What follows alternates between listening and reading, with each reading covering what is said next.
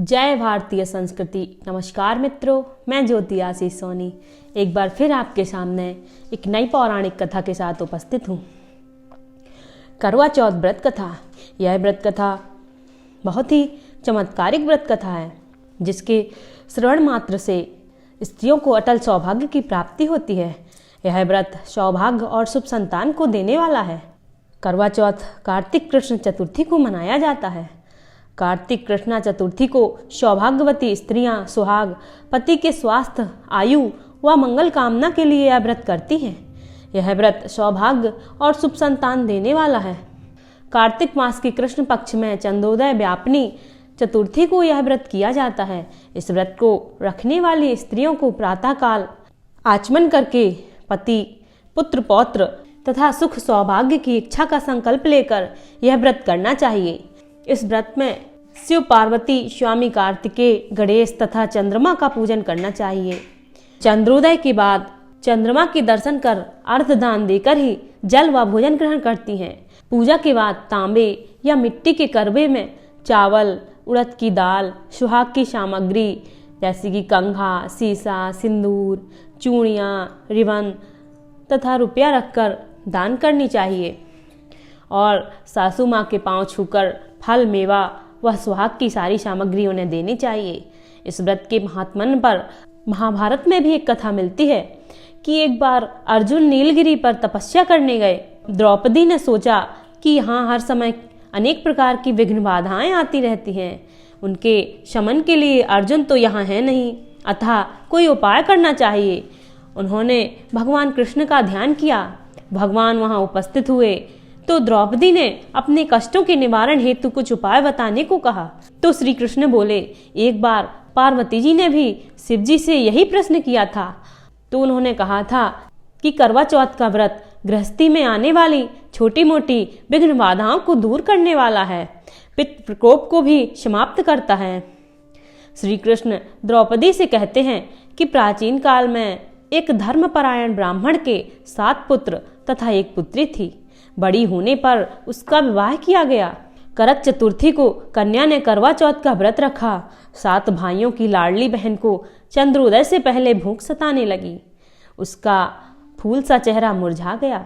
भाइयों के लिए बहन की यह वेदना असह्य थी। वे कुछ उपाय सोचने लगे। पहले तो उन्होंने बहन से चंद्रोदय से पहले ही भोजन करने को कहा, पर बहन ना मानी। तो भाइयों ने स्नेहवश पीपल की आड़ में प्रकाश करके बहन से कहा, देखो चंद्रोदय हो गया, उठो अर्घ देकर भोजन करो। बहन उठी, चंद्रमा को अर्घ देकर भोजन कर लिया। भोजन करते ही उसका पति मर गया। वह रोने चिल्लाने लगी। देव योग से इंद्राणी देवदासियों के साथ वहां से जा रही थी। रोने की आवाज सुन वे वहां गई और रोने का कारण पूछा। तो ब्राह्मण कन्या ने सब हाल कह सुनाया। तो इंद्राणी बोली कि तुमने करवा चौथ के व्रत में चंद्रोदय से पूर्व ही अन्न जल ग्रहण कर लिया है, इसी से तुम्हारे पति की मृत्यु हुई है। अब यदि तुम मृत पति की सेवा करती हुई 12 महीनों तक प्रत्येक चौथ को यथाविधि व्रत करो, फिर करवा चौथ को विधिवत गौरी, शिव, गणेश, स्वामी कार्तिकेय सहित चंद्रमा का पूजन करना, चंद्रोदय के बाद अर्घ देकर अन्न जल ग्रहण करना, तो तुम्हारे पति अवश्य जी उठेंगे। ब्राह्मण कन्या ने अगले वर्ष पुनः विधि से करवा चौथ का व्रत किया। व्रत के प्रभाव से उसका मृत पति जीवित हो गया। इस प्रकार कथा कहकर श्री कृष्ण द्रौपदी से बोले, यदि तुम भी इसी प्रकार विधि से इस व्रत को करोगी तो तुम्हारे सारे दुख दूर हो जाएंगे, सुख, सौभाग्य, धन धान्य में वृद्धि होगी। द्रौपदी ने श्री कृष्ण के कथानुसार करवा चौथ का व्रत रखा। उस व्रत के प्रभाव से महाभारत के युद्ध में कौरवों की हार तथा पांडवों की जीत हुई। द्वितीय पौराणिक कथा इस प्रकार है। एक ब्राह्मण परिवार में 7 बहुएं थीं। 6 बहुओं के मायके वाले बहुत अमीर थे। इसी कारण ससुराल में उनका बड़ा मान था, परंतु छोटी के मायके में कोई न था। वह घर का सारा कामकाज करती, सबकी सेवा करती, पर कोई भी उसे प्यार नहीं करता। सभी दुत्कारते रहते। 30 त्योहारों पर भी जब उसके मायके से कोई ना आता तो वह बहुत दुखी होती। हर वर्ष की तरह इस वर्ष भी करवा चौथ का व्रत आया। अन्य बहुओं के मायके से उनके भाई करवा लेकर आए, पर छोटी के मायके में यदि कोई होता तो करवा भी लाता। सास भी छोटी को ही खरी खोटी सुना रही थी। वह दुखी होकर घर से निकल पड़ी और जंगल में जाकर रोने लगी। एक नाग बहुत देर तक उसका रोना सुनता रहा। अंत में वह अपने बिल से निकल आया तथा छोटी से पूछने लगा, बेटी क्या बात है, तुम क्यों रो रही हो?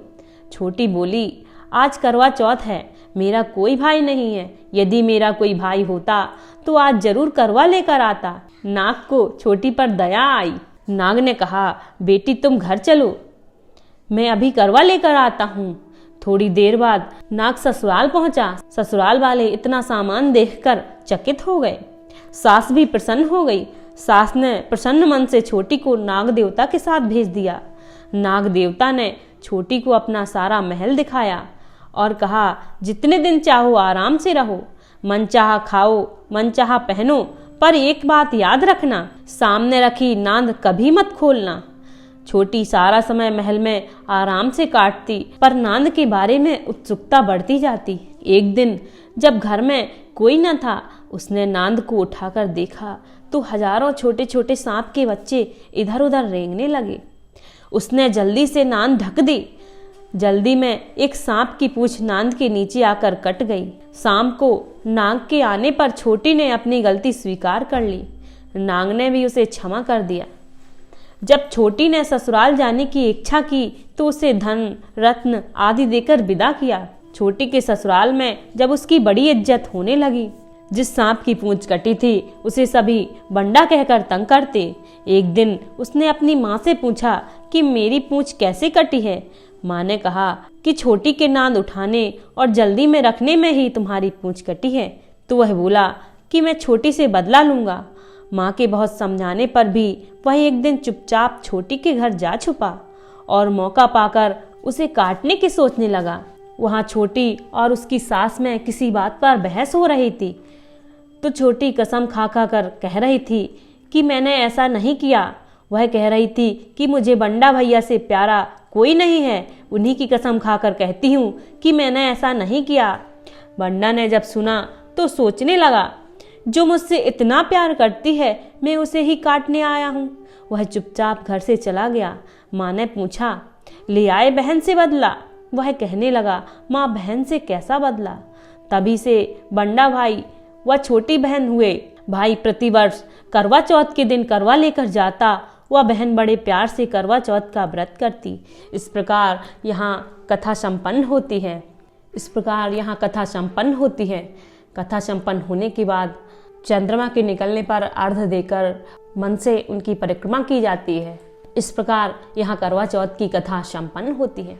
अगर आपको यह कथा पसंद आई हो तो इसे लाइक करें और चैनल को सब्सक्राइब करें और शेयर करना बिल्कुल ना भूलें।